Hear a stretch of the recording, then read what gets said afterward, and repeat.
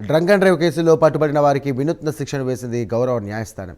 SR Nagar police station పరిధిలో నిర్వహించినటువంటి drunk and drive తనిఖీల్లో 20 మంది పట్టుబడ్డారు. వారిని న్యాయస్థానంలో హాజరుపరిచారు పోలీసులు. జైలు శిక్షకు బదులుగా ఒకరోజు కమ్యూనిటీ సర్వీస్ చేయాలని ఆదేశాలు జారీ చేసింది న్యాయస్థానం.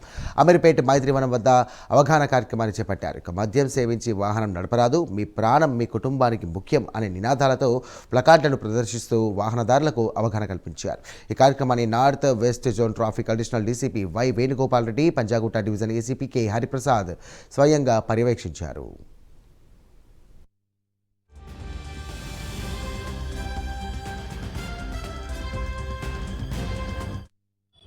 నుంచి అప్ టు 31 డిసెంబర్ వరకు స్పెషల్ డ్రైవ్ మా సిపి సార్ అయినటువంటి సత్యనారాయణ గారు, తర్వాత మా జాయింట్ సిపి గారు అయినటువంటి జోయల్ డేవిస్ గారు, మా డీసీపీ రామరెడ్డి గారు ఇలా ఉత్తర్వులు అనుసరించి ఈ స్పెషల్ డ్రైవ్ చేపట్టడం జరిగింది. 24వ తేదీ నుంచి డిసెంబర్ 31 వరకు 31 నైట్ వరకు చేయడం జరిగింది. దాంట్లో వీళ్ళు తాగి వాహనం నడిపేయడం వల్ల మా చెకింగ్ లో మొత్తం ఒక సిటీ అంతా కలిపి ఒక మోర్ దెన్ 100 ప్లేసెస్ లో చేయడం జరిగింది.